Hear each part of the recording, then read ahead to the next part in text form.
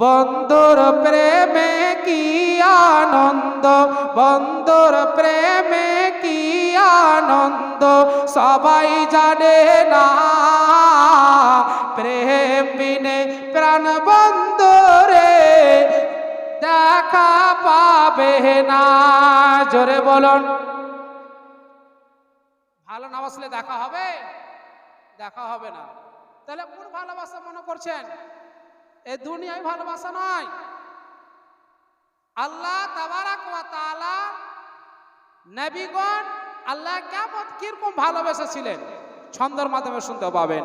বন্ধুর প্রেমে কি আনন্দ, বন্ধুর প্রেমে কি আনন্দ, বন্ধুর প্রেমে কি আনন্দ, সবাই জানে না। প্রেম বিনে প্রাণ বন্ধুরে দেখা পাবে না। প্রেম বিনে প্রাণ বন্ধুরে দেখা পাবে না। জোরে বলুন। ইব্রাহিম নবী পয়গম্বর ছিলেন,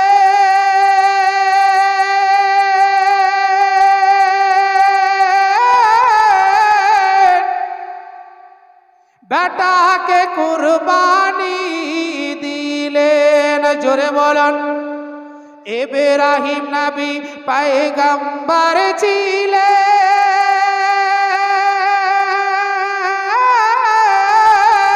বেটাকে কুরবানি দিলেন।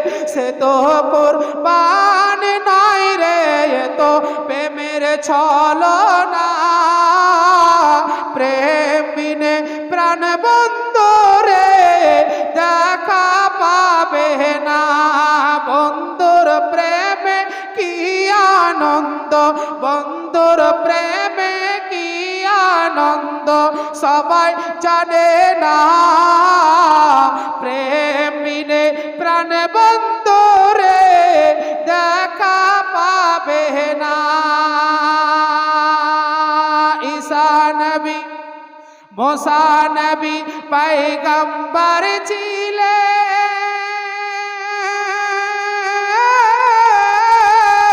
তুর পাহাড়ে নূর দেখিলেন। খোদার নূরে পাহাড় জলে, খোদার নূরে পাহাড় জলে, মুসা চলে না। প্রেম বিনে প্রাণ বন্ধুরে দেখা পাবে না। বন্ধুর প্রেমে কি আনন্দ, বন্ধুর প্রেমে কি আনন্দ, সবাই জানে না। প্রেম বিনে প্রাণ বন্ধুরে দেখা পাবে না। যাই হোক, তো যে আয়াতে কারিমা তুলে ধরেছি তার উপর আমি কিছু বক্তব্য রাখিব। আমরা আপনারা স্কুলে পড়াশোনা করেছি, মাদ্রাসায় পড়াশোনা করেছি। যেই মতো আরবিতে হয় মিম, আর হিন্দিতে হয় ম, বাংলাতে হয় ম, ইংরেজিতে হয় এম। কিতাব লেখক লেখেন এই অক্ষরটি দিয়ে কোনো জায়গার নাম বা কোনো ব্যক্তির নাম বা কোনো শহরের নাম লেখা হয়, খুবই আবার আপনার পছন্দনীয়। জোরে বলুন। যেই মতন বাপজিরা আমার ম দিয়া আপনার মক্কা শরীফ, ম দিয়া আপনার মদিনা শরীফ, ম দিয়া আপনার মুহাম্মদ সাল্লাল্লাহু তাআলা আলাইহি ওয়াসাল্লাম, ম দিয়া আপনার মাদ্রাসা, ম দিয়া আপনার হয় মসজিদ, ম দিয়া হয় আপনার মাওলানা, ম দিয়া হয় আপনার মুন্সি, ম দিয়া হয় আপনার মুফতি, ম দিয়া হয় আপনার মুহাদ্দিস, ম দিয়া আপনার হয় মেয়ে লোক। মেয়েদের জীবনের তিনটি স্তর। এক নাম্বার হচ্ছে আপনার কন্যা, দুই নাম্বার হচ্ছে আপনার বউ, তিন নাম্বার হচ্ছে আপনার মাতা। কন্যা হিসাবে মেয়েদের মর্যাদা ইসলাম কি দিল, বউ হিসাবে মেয়েদের মর্যাদা ইসলাম কি দিল, মা হিসাবে মেয়েদের মর্যাদা ইসলাম কি দিল। আমার আপনার নবী আমার আপনার বিশ্ব নবী আকা মুস্তাফা সাল্লাল্লাহু তাআলা আলাইহি ওয়াসাল্লাম হাদিস পাকের মধ্যে বলেন, বেরাদার, যেই বাড়িতে আপনার এক এক করে 3টি কন্যা সন্তান জন্মগ্রহণ করিবে, ওই 3টি কন্যা সন্তানের যদি আপনি পর্দার মধ্যে আপনি লালন পালন করতে পারেন, তাকে যদি আপনি শরিয়াতের আহকাম ও আরকান শিক্ষা দিতে পারেন, আমার আপনার নবী নিজের জবান দ্বারাই বলেন, বেরাদার, ওই 3জন কন্যা সন্তানের পিতা মাতা আর আমি নবী মুহাম্মদুর রাসূলুল্লাহ বেহেশতের মধ্যে পাশাপাশি অবস্থান করব। বেহেশতের মধ্যে পাশাপাশি অবস্থান করিব, মানে এক জায়গায় থাকব। এটা কে চাই না যে আমার মেয়েকে আমি পর্দার মধ্যে লালন পালন করিব, তাকে আমি শরিয়াতের আহকাম ও আরকান শিক্ষা দেব, কিভাবে এক অপরের সঙ্গে মোহাব্বত করতে হয়, কিভাবে এক অপরের সঙ্গে চলাফেরা করতে হয়। আমার আপনার নবী বলে, এইভাবে যদি আপনি শিক্ষা দিতে পারেন, তাহলে আপনার ওই 3জন কন্যা সন্তানের পিতা মাতা আর আমি নবী মুহাম্মদ রাসূলুল্লাহ বেহেশতের মধ্যে পাশাপাশি অবস্থান করিব। কিন্তু বেরাদরানে মিল্লাত ইসলামিয়া, আমার আপনার বিশ্ব নবী আকা মুস্তাফা জনাবে হাবিবুল্লাহ আপনার এই কথাটি বলেন নাই যে কাউরির ঘরে যদি আপনার 3জন পুত্র সন্তান জন্মগ্রহণ করিলে আমার সঙ্গে আপনার বেহেশতের মধ্যে আপনার অবস্থান করিবে।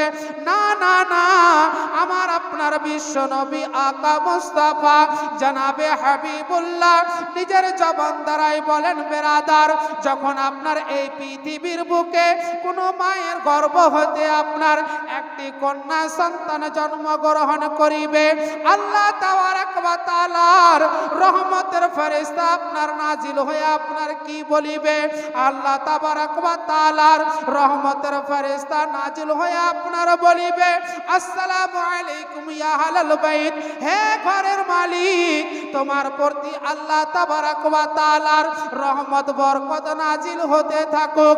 এবং আল্লাহর নবী বলেন, ওই রহমতের ফেরেশতাটি আপনার ওই বাচ্চাটির মাথার উপরে আপনার হাত ঝুলাতে থাকে আর আপনার বলতে থাকে, হে ঘরের মালিক, এটি একটি আপনার দুর্বল দেহ, দুর্বল দেহ হইতে আপনার পৃথিবীর বুকে আপনার জন্মগ্রহণ করেছে, আর যে লালন পালন করিবে, আর যে আপনার খিদমত করিবে, আর যে আপনার সেবা যত্ন করিবে, কাল কিয়ামত পর্যন্ত তোমার বাড়িতে আল্লাহর রহমত নাজিল হতে থাকবে।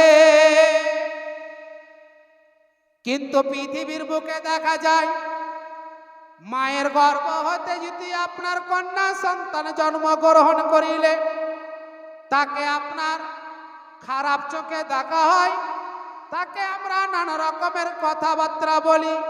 কিন্তু না না, আমার আপনার বিশ্ব নবী আকা মুস্তাফার আসার পূর্বে বেরাদার, মায়ের গর্ভ হতে আপনার কন্যা সন্তান জন্মগ্রহণ করিলে তাকে আপনার জিন্দাই দফন করে দেওয়া হয়তো, তাকে আপনার জিন্দাই কুয়ার মধ্যে আপনার ফেলে দেওয়া হয়তো। এ যুবক, আমার আপনার নবী মুস্তাফা এলান করে দিলেন, বেরাদার, এই পৃথিবীর মানুষেরা মেয়েদেরকে জিন্দাই করার জন্য নয়, এদের লালন পালন করিবে, এদের খিদমত করিবে, এদের খিদমত করিবে, এদের লালন পালন করিবে। কারণ আমার নবী বলেন, তোমাদের মায়ের পায়ের তলে তোমাদের জান্নাত। আল্লাহ তাবারক ওয়া তাআলা পবিত্র কালাম পাকের মধ্যে বলেন, ওয়াবিল ওয়ালিদাইনি ইহসানা, তোমরা নিজের মা বাবার সঙ্গে ভালো ব্যবহার করো। আমার আপনার বিশ্ব নবী আকা মুস্তাফা সাল্লাল্লাহু তাআলা আলাইহি ওয়াসাল্লাম আপনার কন্যাদেরকে আপনার কেমন মহব্বত করিতেন। আমার আপনার নবী যখন আপনার সফরে চলে যেতেন বেরাদার, হযরতে ফাতেমাতুজ জোহরার সঙ্গে আপনার সর্বপ্রথমে আপনার সাক্ষাৎ করিতেন। যখন আপনার নবী সফর থেকে আপনার ফিরে আসতেন, হযরতে ফাতেমাতুজ জোহরার সঙ্গে সর্বপ্রথমে আপনার সাক্ষাৎ করিতেন। আপনার নবী, আপনার বিশ্ব নবী আকা মুস্তাফা শিক্ষা দিয়ে দিলেন, হে পৃথিবীর মানুষেরা শুনো শুনো, যখন তোমরা বিদেশে কাজকর্ম করতে যাবে, তোমরা বিদেশে কাজকর্ম করার পরে যা তোমরা হাদিয়া পাবে, যা তোমরা টাকা পয়সা পাবে, তোমাদের মেয়েদেরকে শুরু করবে, দেখবে তোমার বাড়িতে আল্লাহর রহমত নাজিল হতে থাকবে। কিন্তু দেখা যায় আমাদের এই পৃথিবীর বুকে মায়ের গর্ভ হতে যদি প্রথম কন্যা হয় তো খুব ভালো, দ্বিতীয় হয় তাহলে দেখবেন তার মুখটা আস্তে আস্তে ভারী হতে লাগবে। যখন 3টি কন্যা হয়ে যায় তখন এরকমই বলে যে বেটি ছাড়া আর কিচ্ছু হবে না। কম বড় দুঃখের কথা নয়, মা টুকরে টুকরে ঘরের মধ্যে বসে বসে কাঁদে, বাবাও কাঁদে, এরকম আঘাত দেওয়া কথা হয়। কিন্তু কুরবান জান মুসলমান, আমরা কোন নবীর উম্মত? যেই নবী মুস্তাফা এলান করে দিলেন, হে পৃথিবীর মানুষেরা, মেয়েদেরকে জিন্দায় দফন করার জন্য নয়, তাদের লালন পালন করো, তাদের খিদমত করো, তাদের পদতলে তোমাদের জান্নাত।